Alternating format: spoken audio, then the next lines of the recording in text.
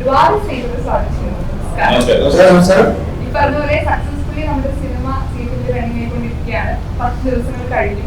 And എല്ലാവരും പ്രതീക്ഷയുള്ള ഒരു സിനിമയാണെന്ന് എനിക്കറിയാം. സിനിമ ഇത് തിയേറ്ററിൽ ഇറങ്ങുന്ന ഡേ ഉണ്ടല്ലോ, നിങ്ങൾ ഒരുപാട് ഹാർഡ് വർക്ക് ഇട്ട് ഒരു സിനിമ ചെയ്ത് അതിനൊരു റിസൾട്ടിന് വേണ്ടി വെയിറ്റ് ചെയ്യുന്ന ഒരു ഡേ ഉണ്ടല്ലോ, വെള്ളിയാഴ്ച.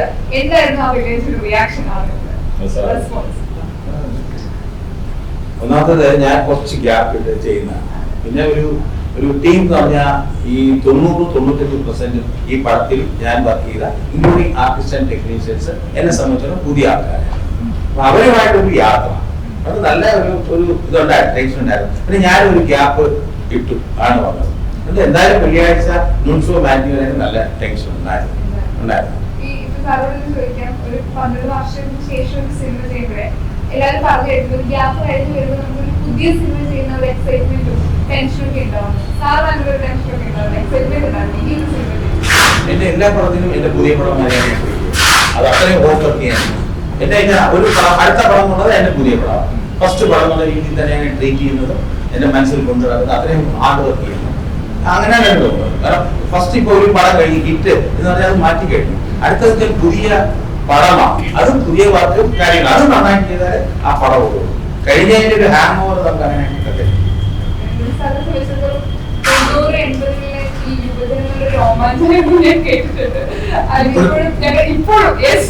ഇപ്പോഴും രോമാഞ്ചമാണ്. രോമാഞ്ചത്തിന് ഒരു കുറവുമില്ല. സിനിമയിൽ തന്നെ എല്ലാവരും ഞാൻ പെട്ടെന്ന് വേറെ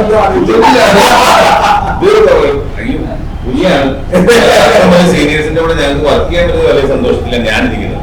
കാരണം തമിഴ്, തെലുങ്ക്, ഹിന്ദി ഒത്തിരി വർക്ക്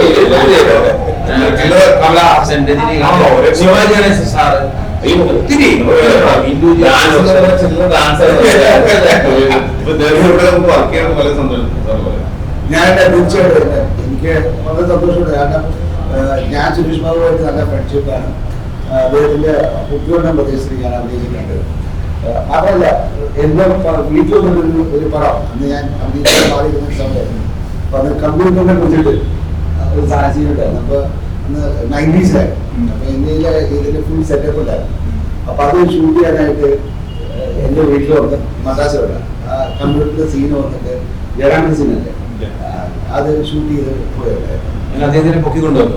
ഒരു കംപ്ലീറ്റ് സിനിമ സ്റ്റോപ്പ് ചെയ്തിരിക്കുകയാണ്. ഒന്നും പ്രദേശത്തേക്ക് വിളിച്ചത്. പിന്നെ പപ്പട തപ്പുസൂരിക്ക് നിർത്തിയായിരുന്നു. പക്ഷെ ഈ എനിക്ക് വിളിച്ചത് ഇത് എന്നെ ഫോണിൽ പറയുമ്പോൾ എനിക്ക് ഭയങ്കര ഒരു ത്രില്ലിംഗ് ആയിട്ടാണ്. അടിപൊളി ക്യാരക്ടറാണ്, അടിപൊളി ക്യാരക്ടറാണ്.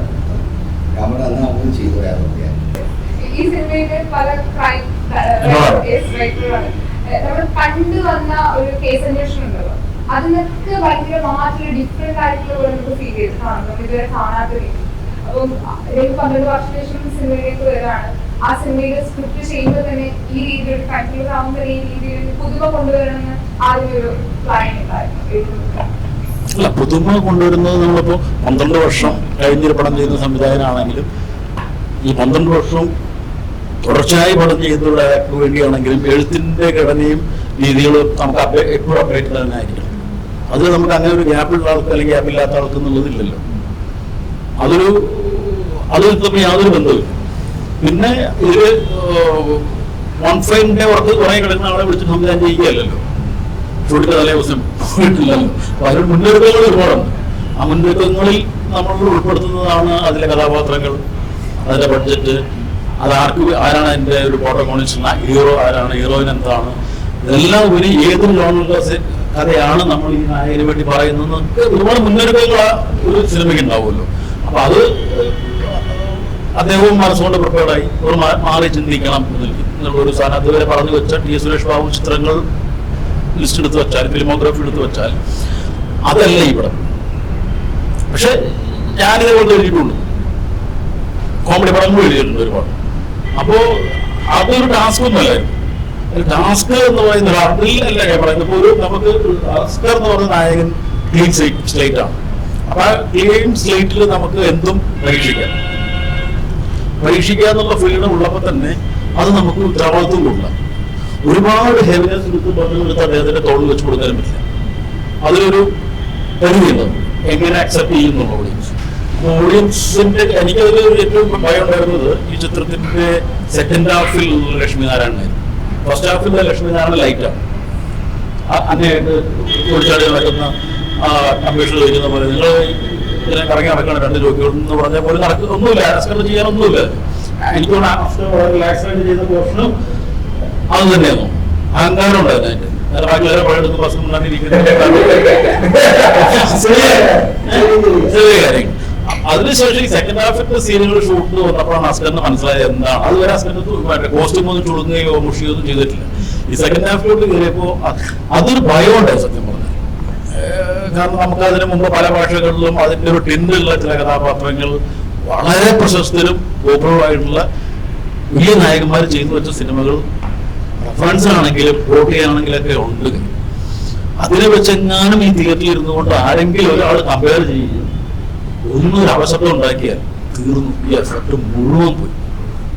അതുണ്ടായില്ല എന്നുള്ളത് അസ്കറിന്റെ മാത്രം കഴിവായിട്ടാണ് ഞാൻ ക്യാരക്ടേഴ്സ് പറയാനില്ല. എനിക്കൂടെ എപ്പോഴും സിനിമകൾ കാണുന്നത് ഭയങ്കര ബോൾഡ് ആയിട്ടില്ല. ഇപ്പോഴത്തെ ബാലകൃഷ്ണൻ പോലുള്ള ചെയ്യാൻ പറ്റുന്ന ക്യാരക്ടേഴ്സ് ചെയ്യാൻ പറ്റുന്ന ഒരു ആർട്ടിസ്റ്റാണ്. ചില ഫോട്ടോയിൽ പോലെ ലുക്ക് വൈസ് നമുക്ക് ആർട്ടിസ്റ്റിന് പോലെ തോന്നാൻ പറഞ്ഞിട്ടുണ്ടോ? ഇഷ്ടം പോലെ പറഞ്ഞിട്ടുണ്ട്. ഈ സിനിമയിലേക്ക് ഏറ്റവും കൂടുതൽ എക്സൈറ്റഡ് ആക്കിയിട്ടുണ്ടാണ് അത് DNA എന്ന് പറയുമ്പോൾ ഒബിയസ്ലി സുരേഷ് ഗോപി സാറാണ്. കാരണം അദ്ദേഹത്തിന്റെ സിനിമയിൽ ഹീറോയിനായിട്ട് തുടങ്ങിയ ആളാണ് സുരേഷ് ഗോപിയുടെ കൂടെ.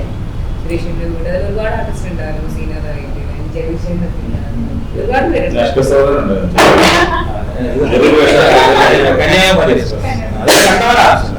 അതെ, ഒരുപാട് ആർട്ടിസ്റ്റ് ഉണ്ടായിരുന്നു.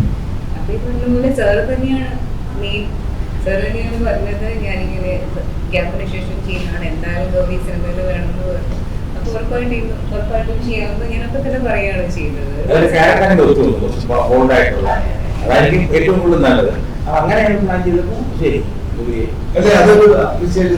നിങ്ങളെല്ലാം പഴയ നിങ്ങളിവിടെ അഭിനയിച്ച എല്ലാവരും വിളിക്കുകയും എല്ലാവരും സാറ്റിസ്ഫൈഡ്.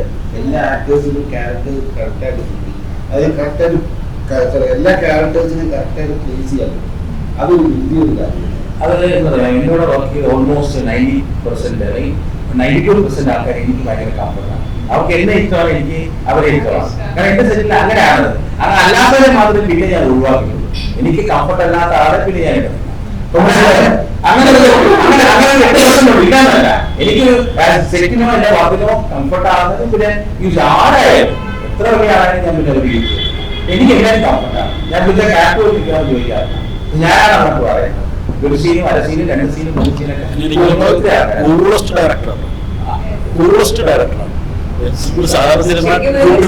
പടത്തില് ഫസ്റ്റ് മൂവില് തന്നെ ഭയങ്കര ബോൾഡ് ക്യാരക്ടർ. ശരിക്കും ആ ബോൾഡ് എന്ന് പറയുന്ന സാധനം പറയുന്നത് സാറിന്റെ പടത്തിലാണ്. ഒരു 4 മർഡർ ചെയ്ത ക്യാരക്ടറാണ്.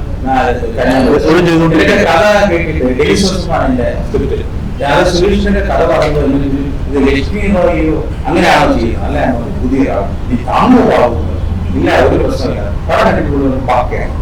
കാരണം ഒരിക്കലും ഇമേജ് ആദ്യമേ കയറി കൊടുത്താൽ ഇവർ ഇത് ചെയ്യും എന്ന് തോന്നും. ഈ പടങ്ങളെ പോലെ ഇപ്പോ ഈ പറഞ്ഞ അസ്കറിന്റെ കിട്ടിയ ഗുണം നമുക്ക് അതിന്റെ നോർമൽ ഇമേജ് ആണ്. ആദ്യമേ ഇങ്ങനെയാണെന്ന് അടുത്ത പടം ചെയ്യുമ്പോൾ പടത്തിന്റെ സ്ട്രെയിൻ ആണ്. കാരണം ഇങ്ങനെ എപ്പോഴും ആൾക്കാർ മോളൊന്നുകൊണ്ടല്ലേ പ്രതീക്ഷിക്കുക. മുഖം ആളെ കൊണ്ട് നിർത്തിയിട്ട് അങ്ങനെ ഒന്നും ചെയ്യില്ല എന്ന് പറഞ്ഞാൽ വിശ്വസിക്കുമായിരിക്കും. അതാണ് പ്രശ്നം. ഒന്നും ചെയ്തപ്പോ ഒന്നും ചെയ്യില്ലായിരിക്കും പറഞ്ഞത്. അങ്ങനെയുള്ള പ്രശ്നങ്ങളുണ്ട്. പിന്നെ ഈ പടത്തിൽ എന്റെ ക്യാരക്ടർ അങ്ങനെ ഭയങ്കര ബോൾഡൊന്നുമല്ല, പക്ഷെ പാവമാണ്. ഇവര് കുടുംബത്തിന്റെ സാഹചര്യങ്ങൾ കൊണ്ട് അങ്ങനെ ആവേണ്ടി വന്നൊരു ക്യാരക്ടറാണ്. ഏറ്റവും ബോൾഡ് ചെയ്തിരിക്കുന്നത് എത്ര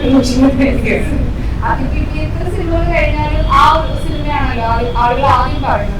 അതൊരു വിഷമുണ്ട്. നമ്മൾ ചെയ്തത് സക്സസ് ആയിട്ടൊരു കഥാപാത്രമാണ്, സന്തോഷം ഉണ്ടാവും. കൂടി അതിനുശേഷം ചെയ്ത സിനിമകൾ പറയാതെ ആ സിനിമയെ കുറിച്ച് പറയുമ്പോൾ വിഷമില്ല, സന്തോഷമല്ലേ ഉണ്ടാവുള്ളൂ. കാരണം എനിക്ക് തോന്നുന്നു എന്റെ പേരിന് മുകളില് വന്ന ഒരു കഥാപാത്രത്തിന്റെ പേരാണ്. കാരണം ഇന്നും പലർക്കും എന്റെ ശരിയായിട്ടുള്ള പേരറിയില്ല. എല്ലാ ആൾക്കാരും കണ്ണുമ്മാന്ന് വിളിക്കുന്നത്. അങ്ങനെ എനിക്ക് തോന്നുന്നു നമ്മളൊരു ക്യാരക്ടർ നെയിമിൽ അറിയപ്പെടുക എന്ന് പറയുന്നത് വലിയ ബ്ലെസ്സിങ് ആണ്. കാരണം അത് ആൾക്കാരുടെ മൈൻഡിൽ നിൽക്കുന്നതുകൊണ്ടല്ലേ എല്ലാ ആൾക്കാരും അങ്ങനെ വിളിക്കുന്നത്. സോ അതൊരു ഭയങ്കര ബ്ലെസ്സിങ് ആണ്. അപ്പോൾ ഇവിടുത്തെ പ്രശ്നം എന്ന് വെച്ച് കഴിഞ്ഞാൽ എല്ലാവരും ചോദിക്കുന്നത് ഇത്രയും വലിയൊരു ക്യാരക്ടർ ചെയ്തു, അപ്പൊ എല്ലാവരും എക്സ്പെക്ട് ചെയ്യുന്ന ഈ പറഞ്ഞ പോലെ അതിന് മുകളിലുള്ള ക്യാരക്ടറാണ്. അതിന് എന്ത് സംഭവിക്കുമെന്ന് അറിയില്ല. ഈ പറഞ്ഞ പോലെ ഏതെങ്കിലും ഡയറക്ടേഴ്സ് അതിന് മുകളിലൊരു കഥാപാത്രം തന്നു കഴിഞ്ഞാൽ ഈ പറഞ്ഞ പോലെ എനിക്കത് ചെയ്യാൻ പറ്റും. സോ അതിനുള്ള കാത്തിരിപ്പാണ്. പക്ഷെ അതിനുശേഷം ചെയ്തത് എനിക്ക് തോന്നുന്നു ടോട്ടലി കോൺട്രാസ്റ്റ് ആയിട്ട് ഭയങ്കര ലൈറ്റ് ആയിട്ടുള്ള ക്യാരക്ടറായിരുന്നു ഇന്നീട്ട് ഞാൻ ചെയ്തത്. ടി.കെ. രാജകുമാർ സാറിനെ പഠിത്തത് നേരെ ഓപ്പോസിറ്റ് ആയിരുന്നു. കാരണം അപ്പോൾ ഭയങ്കര സന്തോഷമാണ്. കാരണം എല്ലാ ടൈപ്പും ക്യാരക്ടേഴ്സും ആസ് ആക്ടർ നമ്മൾ ചെയ്യണമല്ലോ. നമ്മളെ കൊണ്ട് എല്ലാം പറ്റുമെന്ന് നമുക്ക് പ്രൂവ് ചെയ്യാൻ പറ്റണം. സോ അതുകൊണ്ട് ഈ പറഞ്ഞ പോലെ സന്തോഷമാണ്. അതിന്റെ വിഷമമൊന്നുമില്ല. കാരണം അങ്ങനത്തെ ഒരു ക്യാരക്ടർ, കാരണം എന്റെ ടാലന്റ് പ്രൂവ് ചെയ്യാനുള്ള ഒരു ക്യാരക്ടർ വേണം എന്നായിരുന്നില്ല. അതെന്തായാലും കിട്ടി. എല്ലാം നന്നായിട്ട് ആഗ്രഹിക്കുന്ന പോലെ ഞാൻ പറയട്ടെ, അനുഗ്രഹിച്ചിരിക്കുന്നു. ഈ സിനിമയിൽ പ്രൊമോഷൻ തുടങ്ങിയ സമയത്തെ കാണുന്ന മൂന്നാണ് ഈ രണ്ടുപേര്. ഇവരുടെ കോമ്പോ ഭയങ്കര സിനിമയിലായാലും അതിപ്പോ പ്രൊമോഷൻ ഒക്കെ ഭയങ്കരമായിട്ട് വർക്കായിട്ടുണ്ട്. അതിന്റെ ഡീൽസ് ഞാൻ അഷ്കറും അല്ലേ, we have a same vibe. See ഇപ്പം ചിക്കു ഇപ്പം നമ്മൾ കുറച്ച് മുമ്പ് സംസാരിച്ചു, you connected with me right. Sometimes some people connect fast. ചില കാര്യങ്ങൾ ചിന്തിക്കുമ്പോൾ ചില വേവ് ലെങ്ത് ഇസ് മാച്ചിങ്. ഞങ്ങളുടെ രണ്ടുപേരും RJs ആയിട്ടാണ്. Okay, so RJ means what? You have to be very vibrant and one time. So I am playing Hannah Alexander. He is playing Lakshmi Narayanan. So ഞങ്ങളുടെ RJ കഥാപാത്രം, ഞങ്ങളുടെ real life കഥാപാത്രം kind of is syncing. It's kind of you have to be fun type. Ashkar ഭയങ്കര ജാടൊക്കെ ഇട്ട് ഇപ്പം Ravi sir പറഞ്ഞ പോലെ, എല്ലാവരും പറയുന്ന പോലെ, അപ്പം പറഞ്ഞ പോലെ ഹി ഈസ് വെരി ഹംബിൾ, ഭയങ്കര ഡൗൺ ടു എർത്ത് ആയിട്ടൊരു വ്യക്തിയാണ്. സോ അഷ്കറിന്റെ അടുത്ത് ഭയങ്കര ജാടയിട്ട് നമുക്ക് സീൻ അഭിനയിക്കാം പറഞ്ഞു. ഞാനും അതുപോലെ തന്നെ വൈകിട്ടിരുന്നേനെ. But he is very cool, very friendly എല്ലാവരോടും. സ്റ്റാർട്ടിങ് ഫ്രം ഡയറക്ടർ ക്രൂവിൽ 150 മെമ്പേഴ്സ് ഉണ്ടെങ്കിൽ എല്ലാവരും ഒരുപോലെയാണ്. And that is the best quality a human being should have. Treating everyone respectfully and equally. I respect that. So അത് മനസ്സിലാക്കുമ്പോൾ we automatically will have a friendship and bond. അത് തിരിച്ചും എനിക്ക് കിട്ടി, അങ്ങനെ കിട്ടി. And that actually helped നമ്മുടെ character സ്ക്രീനിൽ കൊണ്ടുവരാൻ വേണ്ടി. പിന്നെ it's kind of whole crew is like a family. എല്ലാവരും ഒരു ഫൺ പോലെയാണ്. അവിടെ ചെല്ലുമ്പോൾ സുരേഷ് സാർ ആണെങ്കിലും ഇപ്പോൾ തമാശയൊക്കെ പറഞ്ഞ് കോമഡി പറഞ്ഞ് ഒന്നും സ്ട്രെസ്ഫുൾ ആകത്തില്ല നമ്മള്. അപ്പം അതുകൊണ്ടായിരിക്കണം തന്നെ അവർ chemistry worked on screen. So I'm happy that if you watched it and if you liked it, I'm happy. എന്താ ഇന്റർവ്യൂ വരാൻ വേണ്ടി ഒരാഴ്ച ട്രെയിനിങ് കൊടുത്തായിരുന്നു.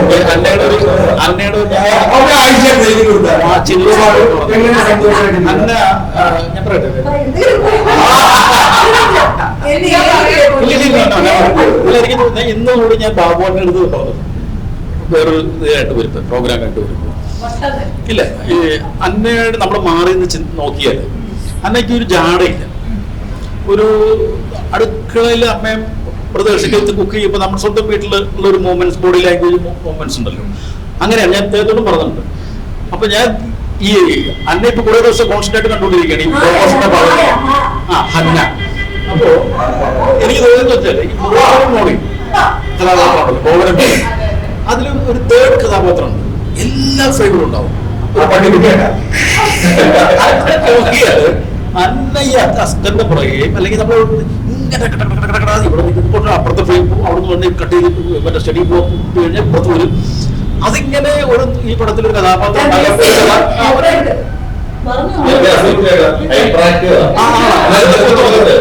ഇപ്പോഴത്തെ 6 മാസത്തിൽ ചാടി എന്ന് വെച്ചാൽ ലൊക്കേഷനില്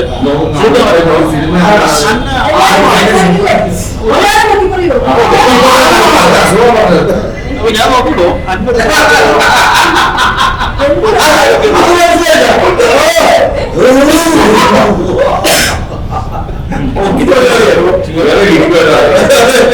അപ്പൊ ഇദ്ദേഹം ഷൂട്ട് കഴിഞ്ഞിട്ട് ചിലപ്പോൾ കേട്ടോ ടാറ്റെന്ന് പറഞ്ഞു. ലൊക്കേഷനിൽ ലൈറ്റ്മാൻ്റെ അടുത്തും മറ്റേ എല്ലാവരുടെ അടുത്തും ടാറ്റ പറഞ്ഞു. ഗേറ്റ് കിടന്ന് പോകണം. അപ്പൊ ഞാൻ ഇതേ കൂടി കൂട്ടി പോണെന്ന് ഞാൻ നോക്കുമ്പോ അന്ന് അവർ ഇടവഴി നമ്മൾ ഷൂട്ട് ചെയ്ത ഇടവഴിയാണ്. അതിൽ പോവാണ് നടന്നങ്ങനെ വീടിനടുത്ത് കണ്ടായിരുന്നു.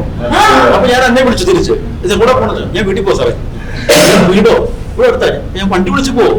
കുറച്ച് ഇരുട്ടായിരുന്നു. അത്ര അടുത്തല്ലായിരുന്നു. ഓക്കെ, അപ്പൊ അങ്ങനെ നമുക്ക് ഇതിനെ ഒരു ആക്ട്രസ് ആയിട്ട് തോന്നിയിട്ടില്ല. മീൻസ് വേറെ മീനിലല്ലേ പറയുന്നത്. മീൻസ് അങ്ങനെയായിരുന്നു ബിഹേവ്.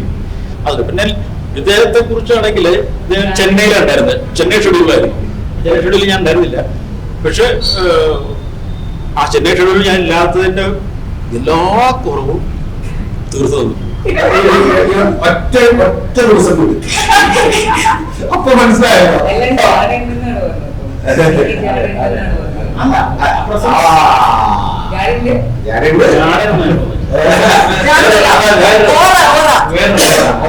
നമ്മുടെ ലൊക്കേഷനില് നമ്മള് എല്ലാം വളരെ സീരിയസ് ആയി സത്യം പറഞ്ഞു. ഇവരെങ്ങനെയാണെന്ന് എനിക്കറിയില്ല. ഇങ്ങനെ സംസാരിച്ചിട്ട് പോലും ഇല്ല. അല്ല സീരിയസ് അല്ല. 2 മിനിറ്റ് പോലും എനിക്ക് തോന്നുന്നത് ഇങ്ങനെയുണ്ട് കാര്യങ്ങൾ പറഞ്ഞു. എല്ലാവരും വാക്ക് സാറിന് ഞാൻ സാറിനോട് സീരിയസ് ആയിട്ട് ചോദ്യം ചോദിക്കും. നമ്മുടെ സീൻസ് ഒക്കെ നമ്മുടെ സീൻസ് ഒക്കെ നമ്മുടെ സീനെല്ലാം വന്ന് നമ്മൾ അടിച്ചു. എനിക്കങ്ങനെ ശ്വാസം പിടിച്ച് പെർഫോം ചെയ്യാൻ പറ്റില്ല. നമ്മള് അടിച്ചു വിട്ടു. സാറ് ഭയങ്കര ഫ്രീയാ. നമ്മളെല്ലാരും ഭയങ്കര ടെൻഷൻ. ഞാനൊക്കെ അങ്ങനെ എല്ലാവരും പപ്പനാണെങ്കിലും അന്നയാണെങ്കിലും ഗൗരിയാണെങ്കിലും ഞാൻ പറഞ്ഞല്ല സാറ് ഭയങ്കര അത് ചെയ്തോ ഇങ്ങനെ ചെയ്യും അത് ചെയ്യും. സന്തോഷം വന്നാലും അത് കുഴപ്പമില്ല. നമുക്കൊരു സ്ട്രെസ് തരുന്ന ആൾക്കാരല്ല. നമുക്ക് തന്നേക്കുന്ന സാധനം ചില്ലറയല്ല. പപ്പനോട് ക്യാരക്ടറും ചെറിയ ഭയങ്കര ഹെവി സാധനം ചെയ്തോ ഒരു കൂടായിട്ടിരിക്കുക. സ്ട്രെസ് മൊത്തം നമുക്ക്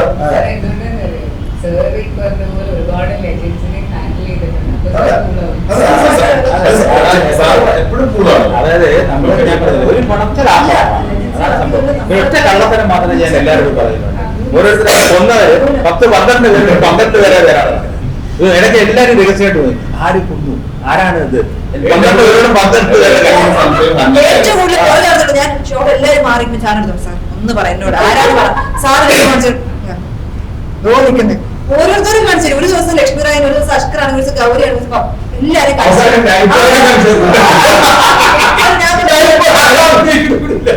ഈ ഡൗട്ട് എല്ലാവർക്കും ഉണ്ട്. ലക്ഷ്മി റായ് ഒരു ദിവസം വന്നു ചോദിക്കുന്നത് വളരെ സീരിയസ് ആയിട്ട് അടുത്ത് വിളിക്കും സാർ ആരാന്ന് പറയോ കൊന്നത് തന്നെ. അവസാനം ഗതിയിട്ട് പറഞ്ഞ് നിങ്ങൾ തന്നെ അവരോട് വിശ്വസിച്ചു.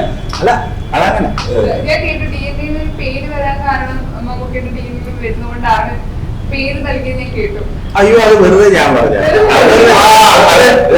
പേരിട്ട് സന്തോഷം. അത് ഞാൻ ചുമ്മാ ആരാ ചോദിച്ചപ്പോ ഞാൻ പറഞ്ഞു ഇങ്ങനെ മമ്മൂക്കയുടെ DNA ചുമ്മാ DNA പേരിട്ടത് സന്തോഷമാണ്. അതിന് പണിയിട്ട് ഇരിക്കുവാണ്. എന്താ അറിയോ ഞാൻ ഒന്ന് അനുഗ്രഹം മേടിക്കാൻ പോയി. മാംസി നാളെ പടം തുടങ്ങുവാണ് DNA. DNAയുടെ പ്രൂഫ് എന്താ ഞാൻ പഠിച്ചില്ല പഠിക്കുന്നില്ല.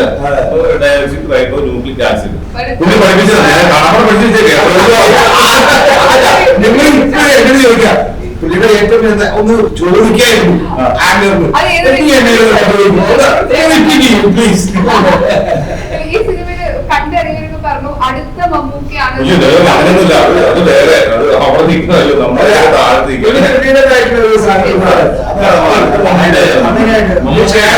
മമ്മൂക്കയുടെ തുടക്കം ആ ഒരു മേൽവിലാസം അദ്ദേഹത്തിന് പ്രയോജനപ്പെട്ടു. ഇനി അദ്ദേഹം അദ്ദേഹം പ്രൂവ് ചെയ്തു. മമ്മൂക്കയുടെ യാതൊരു മാനസങ്ങളോ ലക്ഷ്മി നാരായണനായിരുന്നു കഥാപാത്രം. അല്ലെ ലക്ഷ്മി നാരായണ കഥാപാത്രം വേറൊന്നും. അദ്ദേഹത്തിന്റെ മമ്മൂക്ക എന്ന വ്യക്തിയുടെ ഒരു ഫ്ലെയിം അദ്ദേഹത്തിന് ഗുണപ്പെട്ടു. ഇനി അവിടെ നിന്ന് അദ്ദേഹം പ്രൂവ് ചെയ്ത് വരണം. ഇപ്പൊ നമ്മള് ഇപ്പൊ ഇത് അസ്കർ സൗദാനും മറ്റേത് മമ്മൂക്ക ആയതുകൊണ്ടാണ് ഇത് പറയുന്നത്. ഇപ്പൊ മമ്മൂക്ക എന്ന് പറഞ്ഞൊരു വ്യക്തി 40-40 വർഷമായിട്ട് പകരം വെക്കാനില്ലാത്ത ഒരാളായിട്ട് നിൽക്കുമ്പോൾ അദ്ദേഹത്തിന്റെ ഫാമിലി ഇത് എല്ലാ ഫാമിലിയിലും ഉണ്ട്. പക്ഷെ ഇത് ഇവർ കൊണ്ടാടപ്പെട്ടവരായതുകൊണ്ടാണ് നമ്മൾ ഈ ചർച്ച ചെയ്യുന്നത്. അപ്പൊ അത് മാത്രമല്ല അദ്ദേഹത്തിന്റെ വ്യക്തിത്വം ഉണ്ട്, പേഴ്സണാലിറ്റി ഉണ്ട്, അത് ഹൈലൈറ്റ് ചെയ്യാം. അതിന്റെ ടൈം കഴിഞ്ഞു. അത് എല്ലാവർക്കും അറിയാം. അത് എന്റെയും നിങ്ങളുടെ എല്ലാ കുടുംബത്തിലും നമുക്ക് ഏതെങ്കിലും അച്ഛന്റെയോ അമ്മാവന്റെയോ ഒക്കെ കിട്ടും. അത് മമ്മൂട്ടി എന്ന് പറഞ്ഞൊരു നക്ഷത്രത്തിന്റെ ആയതുകൊണ്ടാണ് ഇത് കണക്ട് ചെയ്ത് ചിന്തിച്ച് സംസാരിക്കുന്നത്. അല്ല പുള്ളി അവന്റെ തന്നെ മമ്മൂട്ടി തന്നെ ഒരുപാട് വ്യത്യാസമായിട്ടുള്ള ഒരു ക്യാരക്ടേഴ്സാണ്. അതിന് ആടിപ്പാടി പോകുന്ന ഡാൻസ് ഒന്നും അല്ല മമ്മൂട്ടി വന്നേക്കണ സമയത്ത് ചെയ്തിരുന്നത്. ഇത് വേറൊരു യുവനടന്റെ ഒരു രീതിയിലേക്ക് വന്നേക്കുന്നത്. അങ്കിളാണ് അത് അവിടെ നിൽക്കുന്നുണ്ട്. ആ സ്ഥാനമുണ്ട്. സന്തോഷം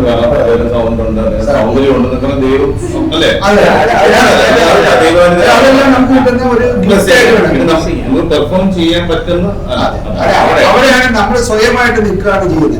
അവിടെയാണ് ഈ പടത്തിന്റെ വിജയം വന്നിരിക്കുന്നത്. അല്ലാതെ മമ്മൂട്ടി ഇമിറ്റേറ്റ് ഒന്നും ചെയ്തിട്ടില്ല. ഷോർട്ട് പോലും എല്ലാ ചെറിയ പ്ലീസ്. അതിന്റെ ചെറിയ കാര്യങ്ങൾ വരെ അറിയാവുന്ന ഒരാളാണ്, നടപ്പും കാര്യങ്ങളെല്ലാം. അപ്പൊ അത് ഒന്നും ഒരു അങ്ങനെ ഒരു ചിന്ത പോലും പോയില്ല. മമ്മൂക്ക ആക്കണമെന്നൊന്നും ചിന്തയൊന്നുമില്ല. അദ്ദേഹത്തിന്റെ റൂട്ടിൽ കഥാപാത്രം സന്തോഷ് സാറ് തന്നു. അത് T S Suresh Babu sir അത് എനിക്ക് വേറെ ലെവലിലേക്ക് എന്നെ ഫ്രീ ആയിട്ട് വിട്ടു. മോനെ നീ എന്താ വെച്ച് ഒരു ടെൻഷൻ തരത്തില്ല, എനിക്ക് ഇന്നതാണ് വേണ്ട കേട്ടോ. അത് കിട്ടിയില്ല പോലെ ഇത് വേണം, ഇത് വേണം കേട്ടോ, അച്ഛൻ അച്ഛൻ വേണം കേട്ടോ, അല്ലേ എന്റെ വീട്ടിലെ അച്ഛൻ. അപ്പത്തോളം ഫാമിലി എനിക്ക് ഒരുപാട് വർഷമായിട്ട് സാറിന് അറിയാവുന്നതാണ്. സാറിന്റെ കൂടെ ഞാൻ ചെറിയ ഒരു ഷോർട്ട് ഫിലിം നമ്മൾ അത് കഴിഞ്ഞിട്ട് സാറിന്റെ കന്യാകുമാരി എക്സ്പ്രസ് ഞാൻ ചെറിയൊരു ഗസ്റ്റ് റോൾ ചെയ്തു. കുടുംബത്തിന്റെ എല്ലാ ഫംഗ്ഷനും ഞാൻ പോയിട്ടുണ്ട്. എല്ലാ സിക്സ് കല്യാണം ബന്ധം ഓർത്താൽ മതി. ഞാൻ നല്ല സീനായിരുന്നു. കന്യാകുമാരി എക്സ്പ്രസ് നല്ല സീനായിരുന്നു. അങ്ങനെ കുറെ ബന്ധങ്ങൾ ഞങ്ങൾക്ക് ലൊക്കേഷൻ ഇങ്ങനെ അതെങ്ങനെ കംപ്ലീറ്റ് കുറയും. ഞാനിങ്ങനെ മുഴുവൻ ശവത്തിന്റെ മുമ്പിലല്ലേ ഒന്ന് ആലോചിക്ക്. കംപ്ലീറ്റ് എപ്പോ കഴിഞ്ഞാലും വന്നിട്ട് മുഖത്ത് മുമ്പൂടി ഇട്ടിട്ട് ശവത്തിന്റെ മുമ്പിൽ അത് ഇതിനകത്തേക്ക് മോർച്ചറിയിൽ നിൽക്കല്. അത് കഴിഞ്ഞാൽ നിൽക്കുന്നത് എന്റെ റൂമാണെങ്കിലും കംപ്ലീറ്റ് വന്നിട്ടുള്ള കംപ്ലീറ്റ് സ്കെൽറ്റൻസ് ആദ്യം ഇത് ഫോട്ടോ എല്ലാം വെച്ചിട്ട് ഉള്ള ഏരിയ. പക്ഷെ നമ്മൾ എന്നാലും നമ്മൾ അവിടെയൊക്കെ തമാശകൾ കണ്ടെത്താനായിട്ട് ശ്രമിച്ചിട്ടുണ്ട്. എന്റെ ഏറ്റവും കൂടുതൽ കോമ്പിനേഷൻ എനിക്ക് ശവത്തിലൂടെ ഇവിടെ നമ്മൾ ഷൂട്ട് ചെയ്തതിന്റെ ഡബിൾ ഇരട്ടി നമ്മൾ ബാക്കിയുള്ള ടെക്നിക്കൽ വർക്കിന് വേണ്ടി യൂസ് ചെയ്തു. എഡിറ്റിംഗ് ആയാലും സെറ്റിംഗ് ആയാലും സൗണ്ട് സെറ്റ്സ് ഒക്കെയാണ്. അതിനുവേണ്ടി ബാക്കി CG സൈഡാണ് ഉപയോഗിക്കുന്നത്. കാരണം ഇപ്പഴത്തിന്റെ ഉള്ള ഈ അഭിപ്രായം വരാനായിട്ടുള്ള one of the reason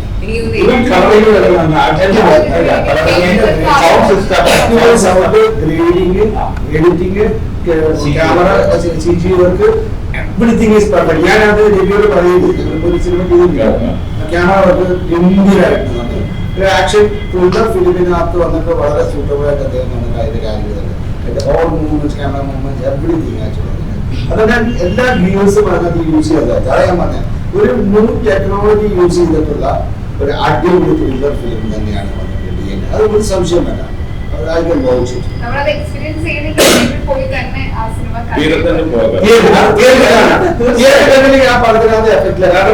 sound effect കാരണം ത്രില്ലർ അല്ലേ. നമുക്ക് ആ ഇരുട്ടുള്ള അറ്റ്മോസ്ഫിയർ ഇരുന്ന് കാണാം, അല്ലാതെ പകല് കാണുന്ന സിനിമയല്ല. യഥാർത്ഥ റിസൾട്ട് അത്രയും കഷ്ടപ്പെട്ടിട്ടുണ്ട്. എഡിറ്റിംഗ് സൈഡായാലും ശരി, സൗണ്ട് സൈഡായാലും ശരി, എല്ലാം RR സൈഡായാലും ശരി എല്ലാം. എനിക്ക് ഏറ്റവും കൂടുതൽ ആൾക്കാർ ഇന്റർവ്യൂവിനകത്ത് ഒരേ സമയം എല്ലാവരും സംസാരിച്ച ഇന്റർവ്യൂ ഐ തിങ്ക് ഇതിനകത്ത് എല്ലാ ഇന്റർവ്യൂവിലും ഒരു വ്യത്യസ്തമായ ഒരാൾ നമ്മുടെ കൂടെ ഉണ്ട്, രവി സാർ. അതായിരിക്കണം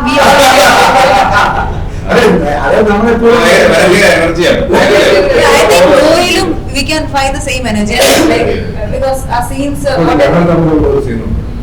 പടത്തില് ഏറ്റവും കൈയടി മറ്റു ചിരിയും വന്നത് ആ സിനിമ.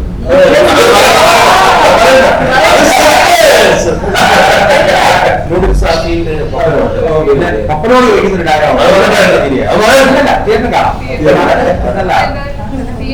സക്സസ്ഫുൾ തന്നെ റെഡി ആയിക്കൊണ്ടിരിക്കുകയാണ്. ഇനിയും പ്രേക്ഷകരെ കാണാത്തവരുണ്ട്. പ്രേക്ഷകരോട് എന്താ പറയാ? പ്രേക്ഷകരോട് തീർച്ചയായിട്ടും ഈ പടം കാണണം. അതൊരു നല്ലൊരു എക്സ്പീരിയൻസ് ആയിരിക്കും അവർക്ക്. കാരണം അവര് തിയേറ്ററിൽ പടം കണ്ട് ഇത് സക്സസ് ആണ് നല്ലതെന്ന് പറഞ്ഞാൽ ഞങ്ങൾക്കെല്ലാം ഫുൾ എന്റെ ത്രൂ കൂടിയാലും സന്തോഷമാണ്. ഞങ്ങൾക്ക് അടുത്ത പടത്തിലേക്ക് ഇപ്പൊ ഇത് പറയാം, ഈ പടം സക്സസ് ആയാൽ അതിന്റെ അർത്ഥം ഞങ്ങൾ തിരഞ്ഞെടുത്ത റൂട്ട് അല്ലെങ്കിൽ ഞങ്ങളുടെ രീതി അല്ലെങ്കിൽ ഇവരുടെ അഭിനയം അല്ലെങ്കിൽ എഴുത്ത് അല്ലെങ്കിൽ ഡയറക്ഷൻ കറക്റ്റ് ആണെന്നുള്ളതാണ് അതിന്റെ അർത്ഥം. അതുകൊണ്ട് തീർച്ചയായിട്ടും ഈ പടം എല്ലാവരും കാണണം, ഞങ്ങളെ പ്രൊമോട്ട് ചെയ്യണം. ഞാൻ ഇഷ്ടപ്പെടുന്ന ആൾക്കാർ ഒത്തിരി വേണ്ടി കൂടുതൽ ഇഷ്ടപ്പെടണം, ഞങ്ങൾ മാക്സിമം സപ്പോർട്ട് ചെയ്യണം. ഇതാണ് പ്രേക്ഷകരോട് പറയാൻ.